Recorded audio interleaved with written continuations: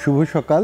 আমি ডাক্তার তুষার মাহমুদ আপনাদের সবাইকে আমন্ত্রণ জানাচ্ছি বাংলাদেশ লাং ফাউন্ডেশন এবং রেনাটা ফার্মাসিউটিক্যালস লিমিটেডের সৌজন্যে এখন টিভির নিয়মিত আয়োজন আরোগ্য নিকেতনে। প্রতিবারের মতো আজকে আমরা কথা বলবো বাংলাদেশের ফুসফুসের স্বাস্থ্য নিয়ে। আমরা জানি বর্তমানে ঢাকার বাতাসের অবস্থা খুবই খারাপ। এই AQI বা এয়ার কোয়ালিটি ইন্ডেক্স অনুযায়ী ঢাকার বাতাসে কিন্তু হাই ইন্ডেক্স পাচ্ছে, যেটা বোঝায় যে আমাদের বাতাসে ভারী যে পলিউটেন্টগুলি সেগুলি পরিমাণ খুব বেশি, এবং যার ফলে আমাদের শ্বাস প্রশ্বাসের কারণে আমাদের ফুসফুস কিন্তু বিভিন্নভাবে আক্রান্ত হয়। এই বিষয় নিয়েই আজকে কথা বলতে আমাদের স্টুডিওতে উপস্থিত আছেন বাংলাদেশ জাতীয় বক্ষব্যাধি ইনস্টিটিউট হাসপাতালের পরিচালক প্রফেসর ডাক্তার মোহাম্মদ দেলোয়ার হোসেন এবং ডাক্তার মোহাম্মদ সারোয়ার লিয়াকত হোসেন স্যার, সহকারী অধ্যাপক, জাতীয় বক্ষব্যাধি ইনস্টিটিউট।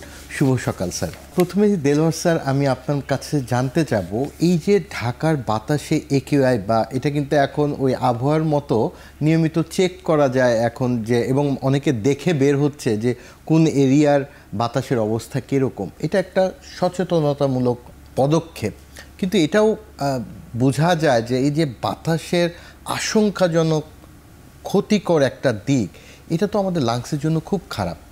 এই বিষয়ে যদি স্যার আপনি বলেন যে কিভাবে আমরা এর থেকে আমাদের লাংসকে প্রোটেক্ট করতে পারি। আসলে দেখেন, ফুসফুস বা লাংস যেটাকে বলি, এটা এক্সাইজের সাকার।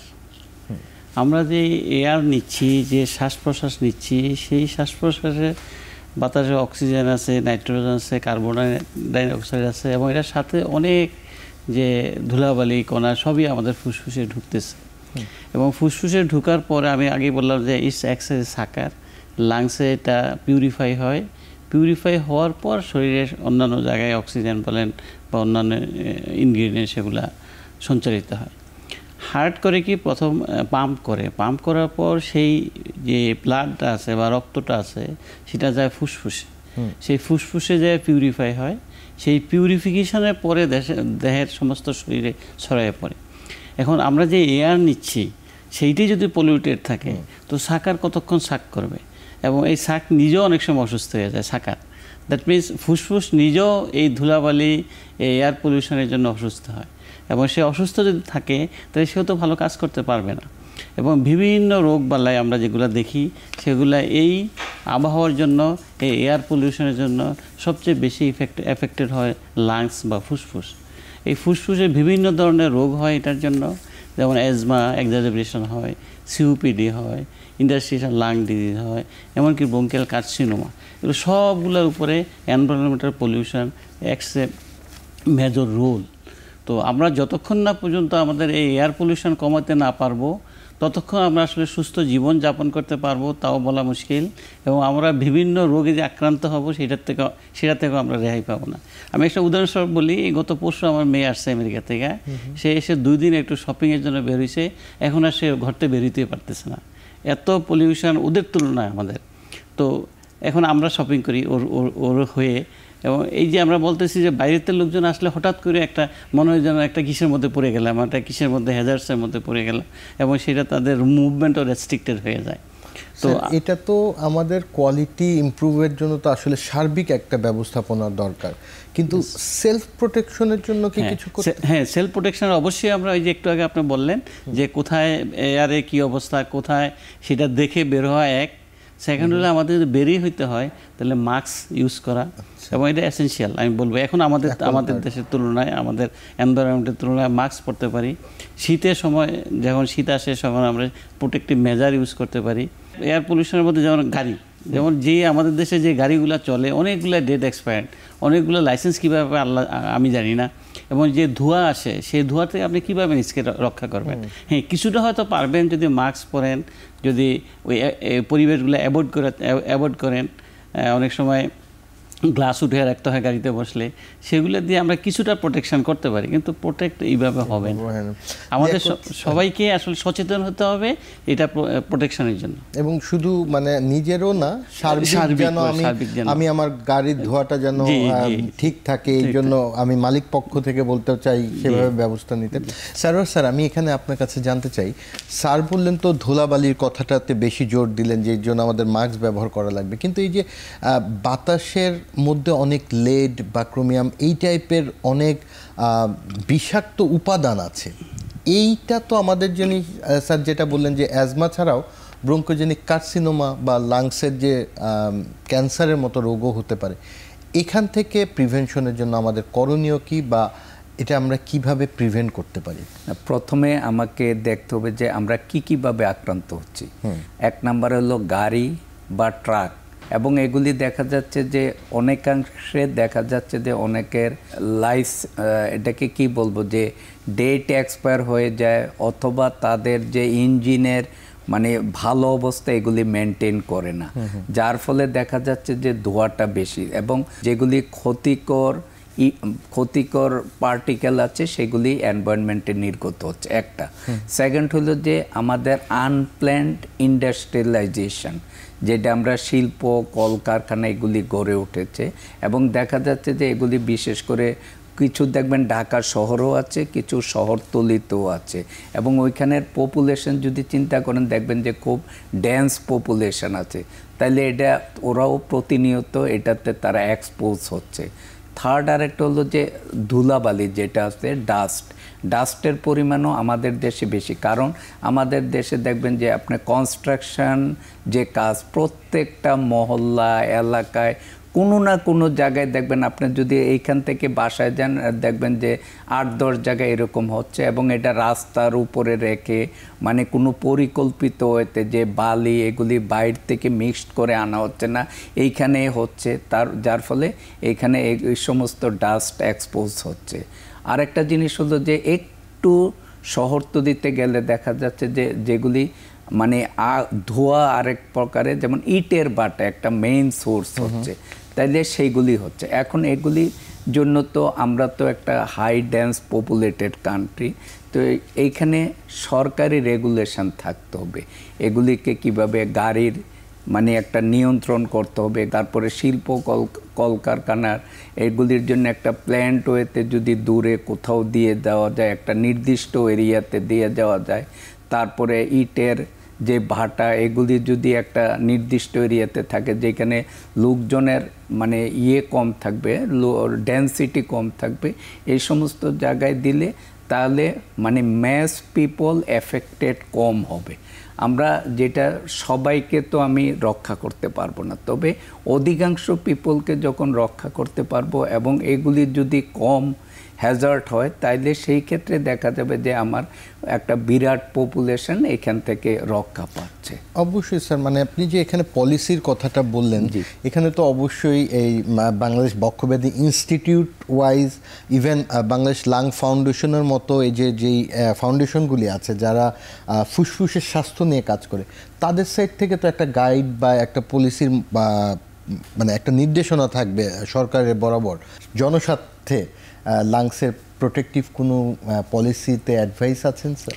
না, আমাদের আসলে বিভিন্ন সিম্পোজিয়ামে এবং সরকারের সাথে বাইলেটারাল আমাদের কিছু আলোচনা হয়, কিছু গোল টেবিল বৈঠক হয়, ওগুলাতে আমাদের নীতি নির্ধারকরাও থাকেন।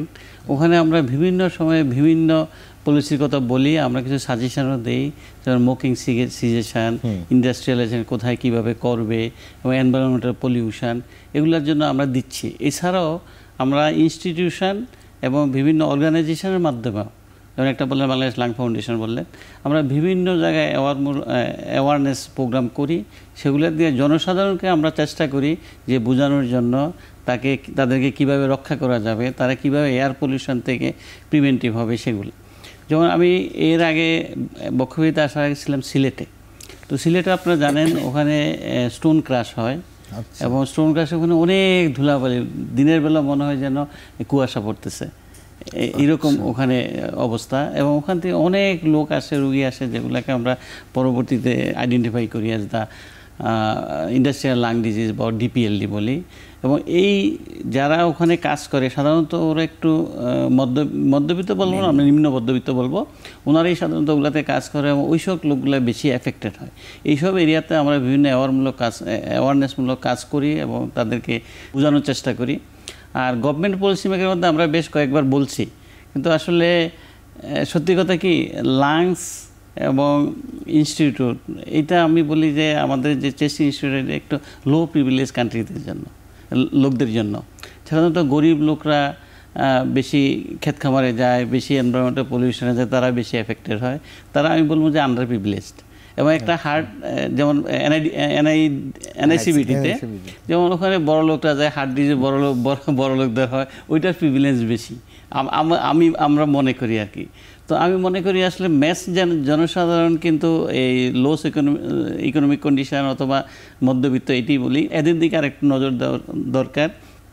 বিভিন্ন যে সার্ভার বললেন যেটা, যে গভর্নমেন্টের বিভিন্ন নীতিনির্ধারকগণ এইসব ব্যাপারে একটু দৃষ্টি দেওয়া উচিত এবং কিছু গাইডলাইন থাকা দরকার।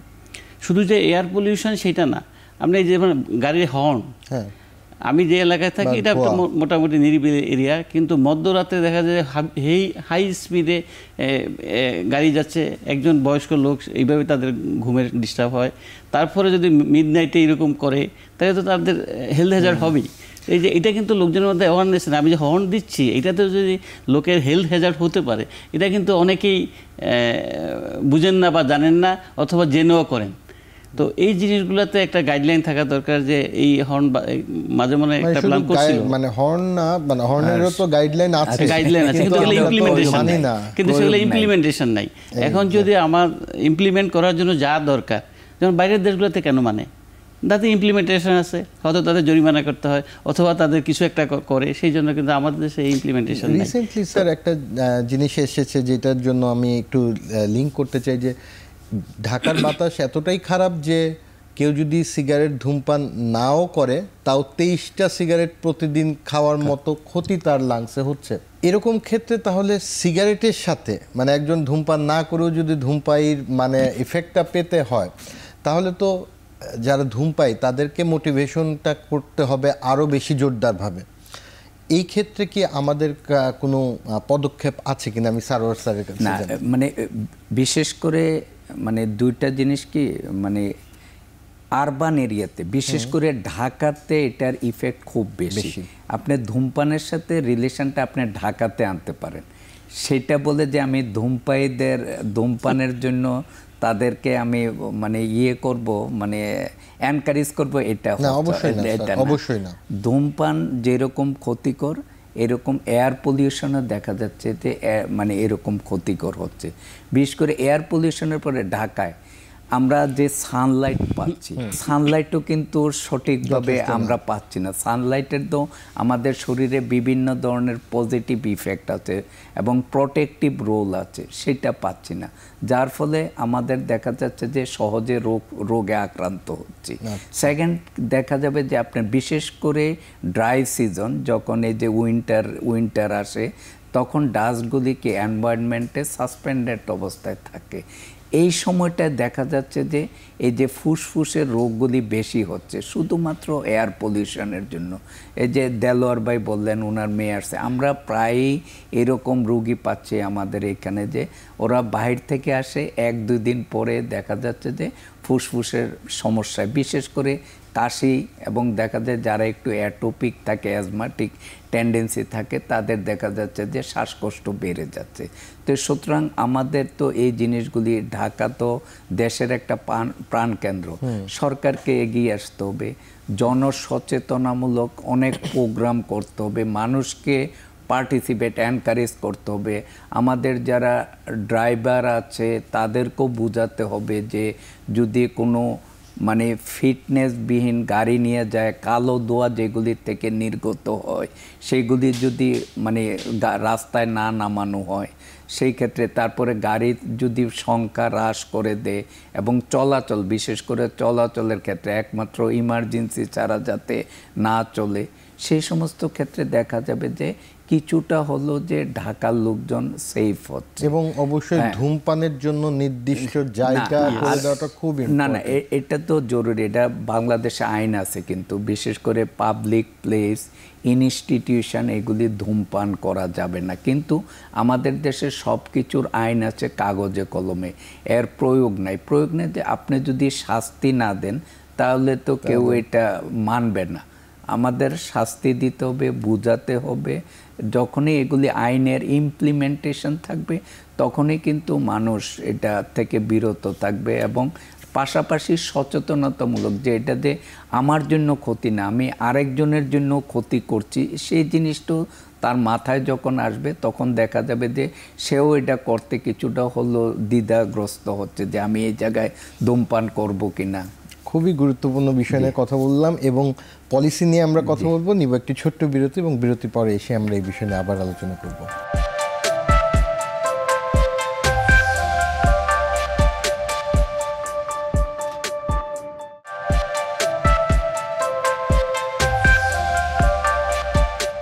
বিরতির পরেই আমি প্রথমেই দেলোয়ার স্যার আপনার কাছে জানতে যাব, এই যে আমরা বললাম যে মানে সিগারেট বলছি বা এই যে ঢাকার পলিউটেন্টের কথা বলছি, সাধারণ জ্বর সর্দি কাশি প্রকোপটা বেড়েছে, যেহেতু বক্ষব্যাধি ইনস্টিটিউটে আপনি আছেন স্যার, অবশ্যই লাং রিলেটেড যে ক্যান্সার এটার প্রকোপটাও অনেক বেশি।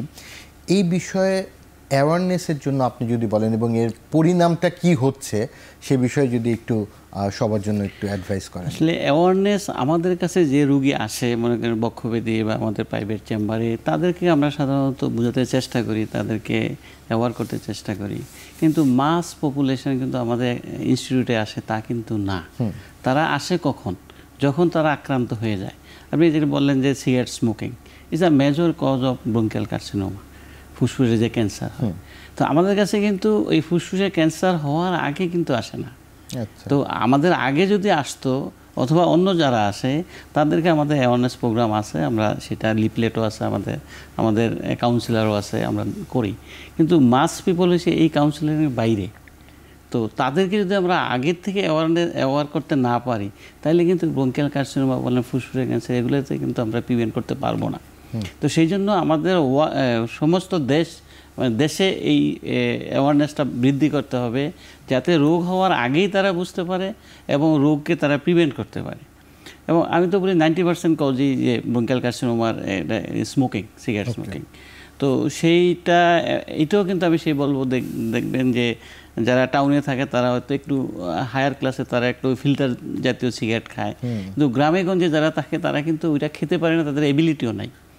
বিড়িতে পাতা বিড়ি বলেন বা যেটা বলেন, বা সিগারেট খেলেও যেগুলো আনফিল্টার্ড ওগুলা খায়, তো তাদের এফেক্টে তারা বেশি হয়। এবং সেই জন্য আমি বলবো এই যে অ্যাওয়ারনেস প্রোগ্রামটা নট অনলি দ্য ইনস্টিটিউশন, এটা সমস্ত দেশে এবং সমস্ত হাসপাতাল, উপজেলা থেকে আরম্ভ করে জেলা, ডিস্ট্রিক্ট, সবগুলোতেই অ্যাওয়ারনেস প্রোগ্রাম চালানো দরকার। এবং সাথে সাথেই স্যার এই যে আমি পাচ্ছি মানে ব্রঙ্কোজেনিক কার্সিনোমার কথা বললাম বা বিভিন্ন রকম লাংস রিলেটেড অসুখ, এটা কি স্যার কোভিড পরবর্তী সময়ে একটু বেশি মানে প্রিভিলেন্সটা বেড়েছে বা এরকম কিছু কি আছে আপনাদের জানায়? আসলে কোভিডের ব্যাপারটা আমি বলবো যে এটা আমরা এখন দেখতেছি আফটার ইফেক্ট অফ কোভিড, যাদের কোভিড আক্রান্ত হয়েছে কিছু না কিছু জিনিস তারা রেখে গেছে, চিহ্ন তারা রেখে গেছে। যেমন তাদের ডায়াবেটিস ছিল না, তাদের দেখা এখন ডায়াবেটিস, মি অলসো।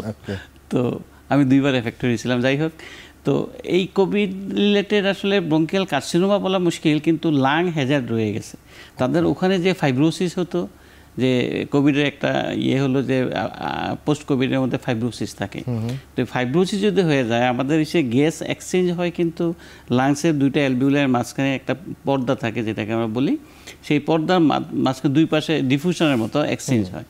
তো এই পর্দাটা যখন ঠিক হয়ে যায়, মোটো হয়ে যায়, তাহলে তো অক্সিজেন ট্রান্সফার করা বা এক্সচেঞ্জ করা খুবই কঠিন হয়ে পড়ে। সেই জন্য দেখা যাচ্ছে যারা কোভিড আক্রান্ত হয়েছে তাদের অনেকেই কিছু না কিছু কাশি, শ্বাসকষ্ট, ব্রেথলেস এগুলো নিয়ে আমাদের কাছে প্রেজেন্ট করে। তো যেহেতু ফাইব্রোসিস হয়, সেখান থেকে পরবর্তী একটা ইনিশিয়েটিং ফ্যাক্টর হিসাবে ব্রঙ্কিয়াল কার্সিনোমা নট আনলাইকলি, কিন্তু আমরা এটা এখনই বলতে পারবো না, কেননা হলো তো আমাদের বছর 2 হলো মনে হয় যে কোভিড চলে গেল। তো এইটার আফটার ইফেক্ট আরও কিছুদিন পরে আমরা বুঝতে পারবো।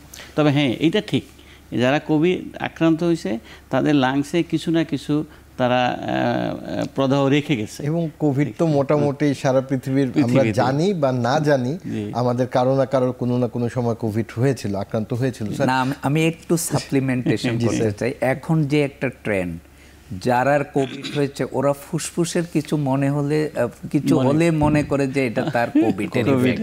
চেম্বারে এসে প্রথমে বলে স্যার আমার 2বার কোভিড হয়েছে, আমার এই কোভিডের পর থেকে, আগে আমি ভালো ছিলাম, এই কোভিডের পর থেকে এই জিনিসটা হয়েছে। আরেকটা জিনিস যে লাং ক্যান্সারের যে ব্যাপারটা, এটা কিন্তু সরকারি পর্যায়ে একটা সচেতনতামূলক একটা মানে প্রোগ্রাম মানুষের মধ্যে সচেতনতা তৈরি করতে হবে। বিশেষ করে আমরা 3টা রিস্ক ফ্যাক্টর বেশি জানি। একটা হলো স্মোকিং, সেকেন্ড হলো যে এয়ার পলিউশন, থার্ড হলো যে কিছু অকুপেশনাল ডিজিজ আছে, যেমন দেলোয়ার ভাই বললো সিলেট অঞ্চলে যে পাথর যে ভাঙে, এদের কিন্তু আমরা একটা ডিজিজ বলি সিলিকোসিস, এটা কিন্তু একটা predisposing factor for lung cancer. Second one হইল যে মানে বিভিন্ন অঞ্চলে শিপ ব্রেকিং যারা করে তাদের অ্যাসবেস্টোসিস হয়, এটাও কিন্তু একটা strong risk factor for lung cancer. সুতরাং এই সমস্ত কাজ যারা করে তাদেরকে যদি প্রিভেন্টিভ মেজার দেওয়া হয় এবং স্মোকিংয়ের ব্যাপারে যদি আইন প্রয়োগ করে এবং এটার ইমপ্লিমেন্টেশন করা হয়, তাহলে কিন্তু লাং ক্যান্সারের ঝুঁকি অনেকাংশে কমে যাবে। লাং ক্যান্সার হইল শরীরের যত ক্যান্সার হয় সবচেয়ে ওর্স্ট প্রগনোসিস, যেটার ফলাফল খারাপ। মানে দেখা যাচ্ছে যে অধিকাংশ রোগী মানে মোর দেন 80% পেশেন্ট ডায়াগনোসিসের 1 বছরের মধ্যে মারা যাচ্ছে। সুতরাং আমরা একটা ভয়াবহ রোগকে প্রিভেন্ট করার জন্য আমরা যদি সচেতনতামূলক প্রোগ্রাম করি, এটা প্রিভেন্টেবল। সুন্দর মতো বললেন যে এই যে অকুপেশনাল মানে লাং ডিজিজগুলি হচ্ছে, মাইনার্স লাং থাকতো, অ্যাসবেস্টোসিস বললেন, এই ক্ষেত্রে তো স্যার অবশ্যই ওই কাজের জন্য স্পেসিফিক প্রোটেক্টিভ ইকুইপমেন্ট থাকার কথা, অবভিয়াসলি, কিন্তু আমাদের দেশে এইটারও কোনো ব্যবহার নেই। আপনি দেখবেন, আপনি যখন জাফলং যাবেন বিশেষ করে দেখবেন যে বিরাট বিরাট স্তূপ আছে পাথর, মানুষ দিন রাত ওইখানে পাথর ভাঙতেছে, কোনো মানে স্বাভাবিক উপায়ে বসে। অল্প কিছু দিনে 5-7 বছর কাজ করার পরে ইয়াং ছেলে পেলে 20 বছর 30 বছর তারা একটা ডিজিজে আক্রান্ত হয়ে যায়। যে এই সমস্ত ডিজিজ হলে যেটা হয় যে দুইটা সহজে সে হয়রান হয়ে যায়, কোনো কাজকর্ম করতে পারে না হয়রানের জন্য। তো সুতরাং আমরা যদি এই জিনিসগুলির প্রতি খেয়াল রাখি, সচেতনতামূলক প্রোগ্রাম করি এবং মানুষের মধ্যে ওইসব এলাকায় লিফলেট বিতরণ করে বা টেলিভিশন বা পত্রিকা এগুলি যদি সচেতন করে দেয়, তাহলে দেখা যাবে যে যারা এই কাজ করাচ্ছে তাদেরকেও যদি আমরা কোনো রকম শাস্তি বা আপনার এখানে কাজ করতে হলে এই বা মানে নিয়ম নীতি মেনে কাজ করাতে হবে, এর ব্যর্থ হলে আপনারাও এর জন্য মানে অংশীদার হবেন, এরকম করলে তাইলে আমরা একটা বিশাল জনগোষ্ঠীকে আমরা কিন্তু রক্ষা করতে পারি। খুবই গুরুত্বপূর্ণ একটি বিষয় নিয়ে কথা বললাম। স্যার দেলোয়ার স্যার, আমি আপনার কাছে জানতে যাব, এই যে পার্সোনাল প্রোটেক্টিভ ইকুইপমেন্ট পিপিআই, আমরা কোভিডের সময় খুব মানে এটা নিয়ে আলোচনা হলো এবং সবাই একটা নিজের কাছে পিপিআই রাখাটা একটা বিষয়, একটা গর্বের বিষয়, কিন্তু এইটা তো ব্যবহার করার কথা এরকম কার্যক্ষেত্রগুলিতে।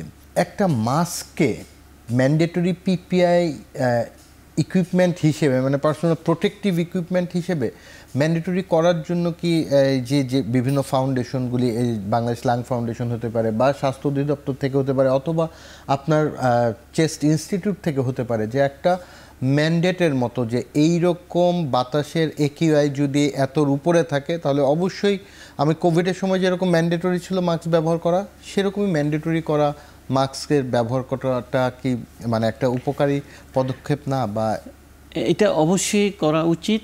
এবং আমরা কিন্তু বলি যে যারা এই শিপ ব্রেকিং বলেন বা স্টোন ব্রেকিং বলেন, ওখানে তারা প্রোটেক্টিভ মেজার ইউজ করার জন্য, কিন্তু ওই যে আমি একটা বললাম যে আমাদের দেশে এখনও আমরা কত পার্সেন্ট এডুকেটেড এটা এক্স্যাক্টলি বলা মুশকিল, তারা এটা আসলে খুব যে খেয়াল করে তা না। তবে ওখানকার যে কোম্পানি আছে বা যারা মালিক, তাদের উচিত যে এটা ইউজ করতে হবে, এটা ইউজ না করলে হবে না, এটা যদি তারা যদি জোর দেয় তাইলে এটা সম্ভব, বাধ্য করতে হবে। এবং আরেকটা জিনিস হচ্ছে তাদের আসলে যারা এইসব কাজে তাদের ইন্স্যুরেন্স থাকা উচিত।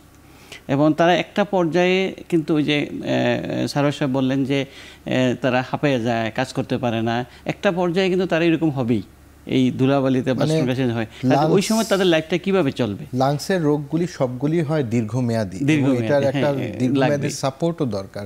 আমরা এই বিষয় নিয়ে কথা বলবো, নিচ্ছি ছোট্ট একটি বিরতি।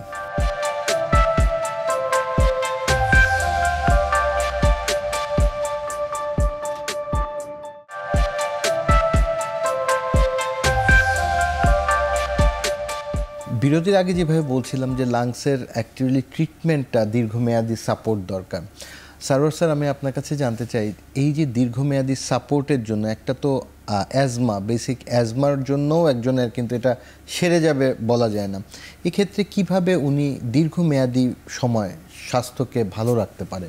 আমাদের যেটা লাংসে কিছু ক্রনিক ডিজিজ আছে, কিছুকে আমরা বলি প্রগ্রেসিভ ডিজিজ, মানে এটা যত দিন যাবে এটা বাড়তে থাকবে একটা। আর একটা হলো যে এপিসোডিক, কিছু অধিকাংশ সময় ভালো থাকবে, কিছু সময় আক্রান্ত হবে। যেমন অ্যাজমা হলো একটা এপিসোডিক ডিজিজ, আক্রান্ত হয় তখন দেখা যাবে যে তার অনেক কষ্ট, এবং অন্য সময় সে একদম সুস্থ স্বাভাবিক মানুষের মতোই থাকতে পারবে। তো সুতরাং আমাদের অ্যাজমার চিকিৎসার প্রধান উদ্দেশ্য থাকে যে একটা হলো যে good control and maintain the control. সেই জন্য আমরা যখন অ্যাটাক হয় তাকে মানে পর্যাপ্ত চিকিৎসা নিতে হবে।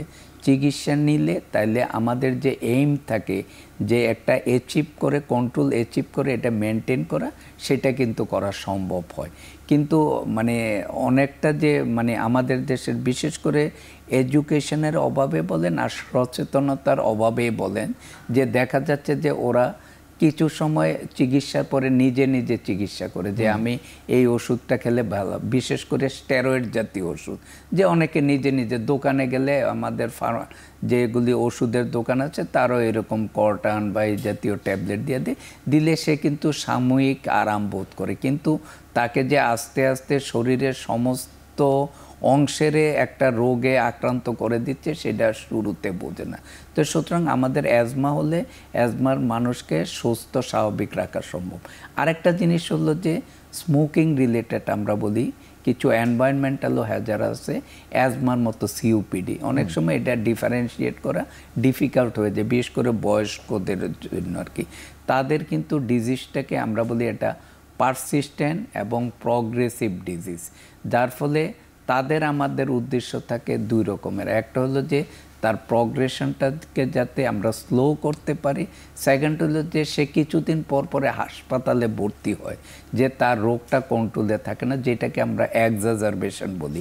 তার এক্সাজারবেশনটা যাতে প্রিভেন্ট করতে পারি, পাশাপাশি এই রোগের জন্য কিছু কমপ্লিকেশন ডেভেলপ করা যায়, কমপ্লিকেশনগুলিকে যাতে প্রিভেন্ট ও ডিলে করতে পারি। অনেক সময় আমরা করতে পারি না, যেমন দেখা যাচ্ছে যে এটাকে অক্সিজেনের অভাব হয়, যে অক্সিজেনের অভাব হলে যদি ক্রনিক অক্সিজেনের অভাব হয়, আমরা দেখা যায় যে কিছুদিন পরে আমাদের যে পালমোনারি আর্টারি আছে সেইগুলিতে ধরে ফেলে, আমরা পালমোনারি হাইপারটেনশন বলি, এবং আলটিমেটলি হার্ট ফেলিওর হয়ে যায়। এই রোগের একটা প্রধান জিনিস হলো যে হার্ট ফেলিওর, যেটাকে আমরা কর পালমোনালি বলি।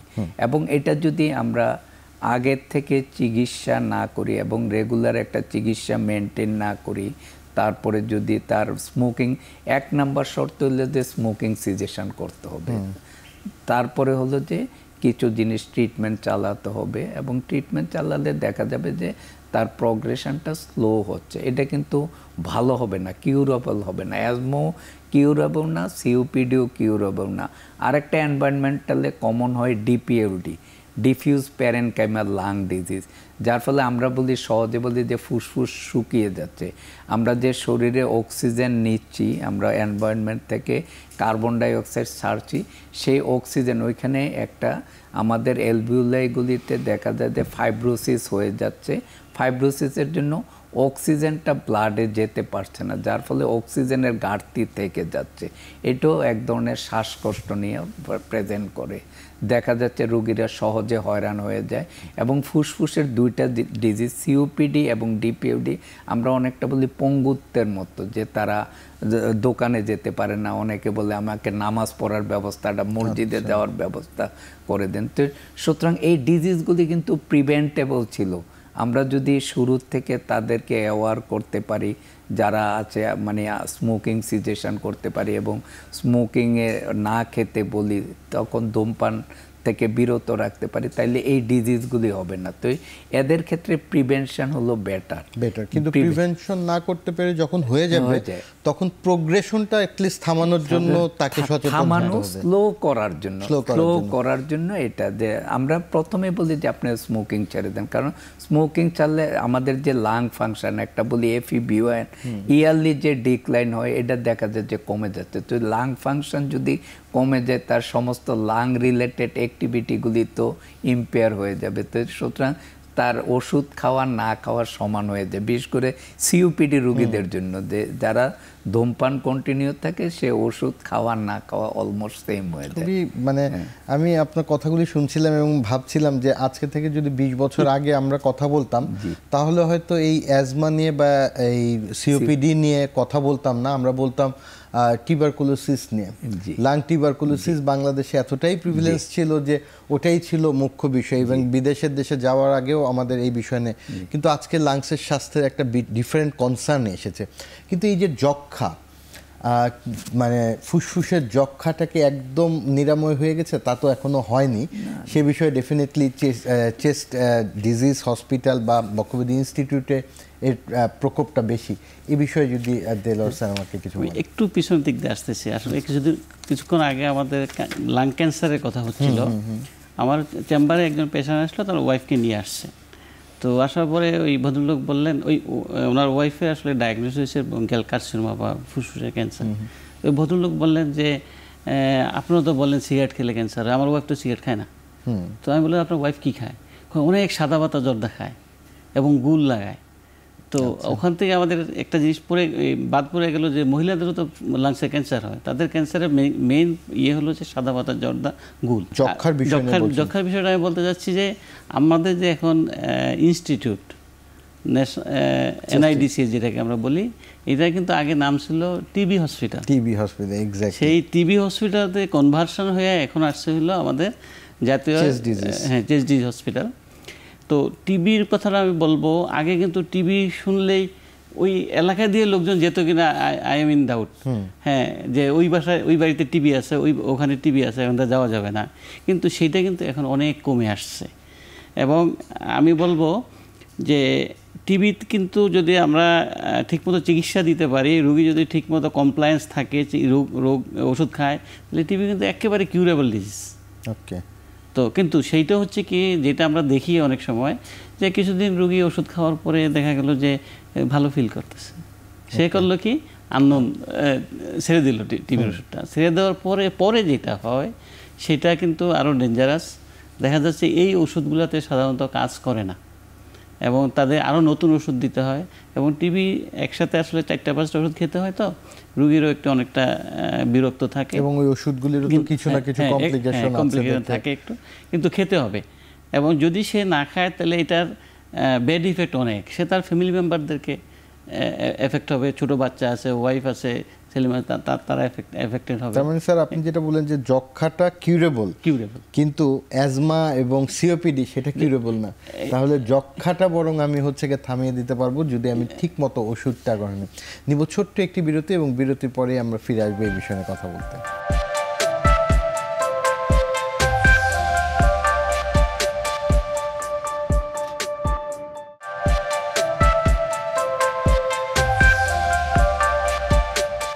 বিরতির পরে আমি আবার সারোয়ার স্যার আপনার কাছে জানতে যাব, যক্ষা নিয়ে দেলোয়ার স্যার বলছিলেন স্বাভাবিকভাবে বাইরের মানে চেম্বার পেশেন্টেও কি আপনারা যক্ষার পেশেন্ট পান এখন? যক্ষা কিন্তু মানে আমরা যতটা বলি চলে গেছে ওই রকম না, এখনও কিন্তু still 6th or 7th burden country in the world Bangladesh.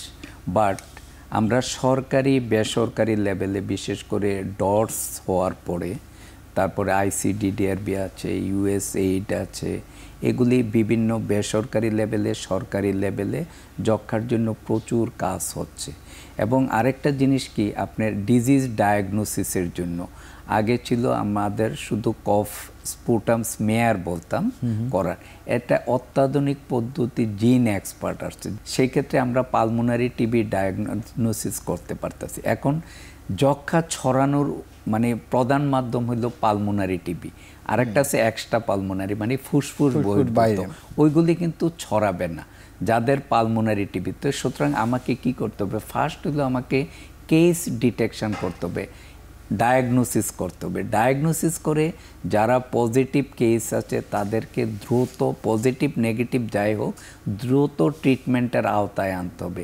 তাহলে ট্রিটমেন্টের আওতায় যখনই আনি তাইলে তার নেগেটিভ হয়ে যাবে। তাও যেটা হয় কি হয়, মানে আমাদের কাশি, হাঁচি দেখা যাচ্ছে, বিশেষ করে কাশির সাথে আমাদের যক্ষার জীবাণু ছড়াচ্ছে।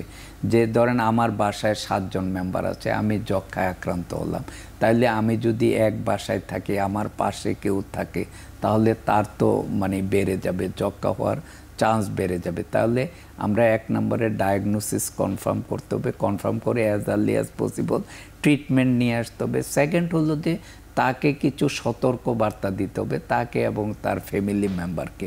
আমরা দেখা যায় যে ইউজুয়ালি আমাদের মোর দেন 70% ডায়াগনোসিসের যারা পজিটিভ থাকে, পজিটিভে বেশি ছড়ানোর চান্স থাকে নেগেটিভের তুলনায়। তো পজিটিভ কেসগুলিকে যদি আমরা তাদেরকে আইসোলেশন করে দিতে পারি যে হ্যাঁ ঠিক আছে, আপনি এই 15 দিন 1 মাস যতক্ষণ নেগেটিভ না হয়, আপনার বিশেষ করে ছোট শিশু যারা ইমিউনো কম্প্রোমাইজ আছে, বিশেষ করে বাসায় অনেকের থাকে ডায়াবেটিস থাকে, তারা ইমিউনো কম্প্রোমাইজ, তারা সহজে আক্রান্ত হয়ে যায়, আপনি আইসোলেশনে থাকেন। সেকেন্ড হলো যে আপনি হোম বাউন্ড না থেকে যে বাসায় রৌদ্রে, কারণ যক্ষার যে কাশি আপনি যদি বাসার ভিতরে ফেলেন একরকম, যদি রৌদ্রে ফেলেন একরকম, রৌদ্রে সহজে বেসিলাইগুলি মরে যায়, আর বাসার ভিতরে যদি আপনি ফেলেন তাই বেসিলাইগুলি অনেকক্ষণ জীবিত থাকে, তা ওইখান থেকে আরেকজনে ছড়িয়ে যাবে। তাইলে তাকে যদি মানে আপনি সানলাইটে নিয়ে যেতে পারেন, তাইলে সেই ক্ষেত্রে ছড়ানোর ঝুঁকিটা কমে যাবে। এইভাবে কিন্তু প্রিভেনশন হবে। পাশাপাশি তার হাউসহোল্ড কন্ট্যাক্টে যারা তার ক্লোজ কন্ট্যাক্টে থাকবে, এখন কিন্তু আপনার টিবি প্রিভেন্টিভ ট্রিটমেন্টও কিন্তু আমরা শুরু করেছি। যদি আমরা টিবি প্রিভেন্টিভ ট্রিটমেন্ট দিয়ে দিই, সেই ক্ষেত্রে তার অ্যাক্টিভ টিবি হওয়ার পসিবিলিটি কমে যাবে।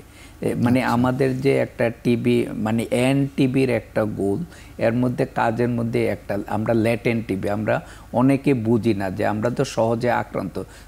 আমি বক্ষবিধি হাসপাতালে কাজ করি, আমি প্রতিনিয়তই কিছু না কিছু স্মেয়ার পজিটিভ রোগীর কন্ট্যাক্টে যেতে হয়, তাহলে আমার ইনফেক্টেড হওয়ার চান্স অনেক বেশি। যখন এই সুযোগ পাবে, ধরেন আমার ডায়াবেটিস হলো বা ওই রকম ইমিউনো সাপ্রেস কন্ডিশন হলো, তখন কিন্তু ল্যাটেন্টগুলি অ্যাক্টিভ হয়ে যাবে। এখন আমি যদি প্রিভেন্টিভ ট্রিটমেন্ট দিই, সেই ক্ষেত্রে ল্যাটেন্ট টিবিগুলি যদি আমি মানে সেভ করতে পারি, তখন অ্যাক্টিভ হওয়ার চান্স কমে যাবে, যার ফলে তখন আমার কিন্তু টিবির যে টিবি একটা গোল আছে, সেই গোলে আমরা সহজে পৌঁছাতে পারবো। খুবই সুন্দর করে বললেন এবং খুব গুরুত্বপূর্ণ একটি বিষয়, কারণ এখনো দেখা যায় দেশের বাইরে যাওয়ার সময় বাংলাদেশের রোগীদের এই টিবি স্ক্রিনিংটা করে, এই জিনিসটা টিবি স্ক্রিনিং কি আমাদের কাছে প্রতিনিয়ত, বিশেষ করে ইউরোপ, আমেরিকা, অস্ট্রেলিয়া যারা লং টার্ম যাবে, আবার সৌদি আরব বা মিডল ইস্টের কান্ট্রিতে যাচ্ছে, তাদের দেখা যাচ্ছে যে লাংসে কোনো একটা স্পট পেলে তারা সেটাকে মানে অনেকাংশে মানে আনফিট করে দিচ্ছে। ইউরোপের কান্ট্রিগুলি বা মানে যেগুলি ভালো মানে অস্ট্রেলিয়া, আমেরিকা, এরা আবার ডিটেলস ইনভেস্টিগেশন করে দেখা যাচ্ছে যে তাদের অ্যাক্টিভ আছে কিনা, বিশেষ করে কালচার, তারপরে মানে পিসিআর, এগুলির উপর তারা জোর দিচ্ছে, দিয়ে যদি অ্যাক্টিভ থাকে তারা বলে ট্রিটমেন্ট করে যাওয়ার জন্য। আর মিডল ইস্টের এটা একটা সাফার, আর মিডল ইস্টের জন্য যারা এই জিনিসটা মানে আমি একটু বলতে চাচ্ছি, এরা কিন্তু খুব সাফার। আমাদের লাংসে অনেক কারণে, ধরেন অনেক সময় ব্যাসেলো ক্যালসিফিকেশন থাকে, ওরা কোনো স্পট দেখলে তাদের কাছ থেকে টাকা পয়সা আগে নিয়ে নেয়, তাদেরকে আনফিট করে বিভিন্নভাবে হয়রানি করে, এবং যারা রিপোর্ট করে তারাও রেডিওলজিস্ট না। আমার মনে হয় যে সরকারের এই জিনিসটা একটু মানে নজর দেওয়া উচিত, তাদেরকে বিভিন্ন হয়রানি, বিভিন্ন দেখা যাচ্ছে কন্ট্যাক্ট করতেছে, স্যার আমাকে করে নিয়ে যাচ্ছে, এগুলি তো তারা তো আমাদের দেশের রেমিটেন্স নিয়ে আসতেছে, তাদের হয়রানির বন্ধের জন্য আমার মনে হয় যে এই জিনিসটা জোর করে, যারা অ্যাকচুয়াল ডিজিজ আছে বা যাদের চান্স আছে তাদেরকে অবশ্যই ট্রিটমেন্ট করতে হবে, বাট যারা হয়রানির শিকার হচ্ছে তাদেরও যাতে এই হয়রানিটা বন্ধ করা।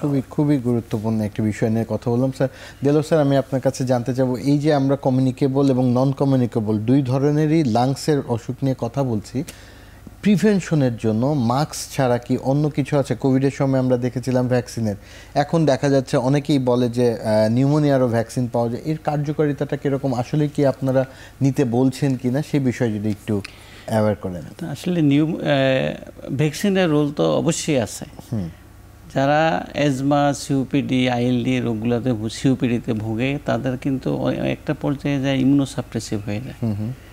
তো ইমিউনোসাপ্রেশন যদি হয় তাহলে বিভিন্ন ভাইরাস, ব্যাকটেরিয়া তাদেরকে আক্রান্ত করে। তো আমরা এখন রিকমেন্ড করি যারা 60 বা 65 ইয়ার্সের ওল্ড বেশি থাকে, সিওপিডি থাকে, ইমিউনো কম্প্রোমাইজ থাকে, রিপিটেড অ্যাটাক অফ সিওপিডি হয়, হাসপাতালে ভর্তি হতে হয়, অ্যাজমা হয়, তাদেরকে আমরা প্রিভেন্টিভ হিসাবে ইনফ্লুয়েঞ্জা এবং নিউমোনিয়ার ভ্যাকসিন দিই। ইনফ্লুয়েঞ্জা ভ্যাকসিনটা সাধারণত আমরা বলি যে সিজন, সাধারণত গরম থেকে শীত আসা বা শীত থেকে গরম যাওয়ার সময়, স্পেশালি গরম থেকে যখন শীত আসে ওই সময়টা তো আক্রান্ত বেশি হয়। সেই জন্য আমরা প্রত্যেক বছরে একটা করে ইনফ্লুয়েঞ্জা ভ্যাকসিন নেওয়ার জন্য, এটা নিলে একেবারে হয়তো প্রিভেনশন হবে না, অ্যাটাক হবে না তা না, কিন্তু কন্ট্রোলে থাকবে, কম হবে, প্রিভেন্টিভ হিসাবে থাকবে। তারপরে আসলে যাদের নিউমোনিয়া, তারাও যে ওল্ড এজের যা থাকে তাদের বেশি হয়, ইমিউনো কম্প্রোমাইজ পেশেন্টদের বেশি হয়, ডায়াবেটিক পেশেন্টদের বেশি হয়, তাদেরকেও বলি আমরা 2 ধরনের ভ্যাকসিন পাওয়া যায় নিউমোনিয়ার জন্য। একটা বলি যে আমরা ইনিশিয়ালি নেওয়ার বছর 4 পরে আরেকটা নিতে, আরেকটা বলি যে আমরা লাইফ লং, সে বছর জীবনে একবার নিলেই হবে। তো এগুলো যদি আমরা নেই তাহলে আমরা অ্যাটলিস্ট কিছুটা সেফ থাকবো।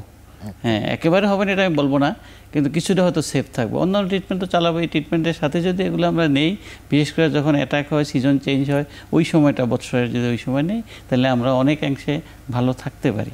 অনেক ধন্যবাদ স্যার, আপনাকে অনেক ধন্যবাদ। খুব সুন্দর করে এই যে লাংসের একটা মহামারী আক্রান্ত হতে পারে সেরকম রোগ নিয়ে আমরা কথা বললাম এবং দর্শকদের জন্য আপনারা খুব সহজে বুঝিয়ে দিলেন। ধন্যবাদ। ধন্যবাদ আপনাকে।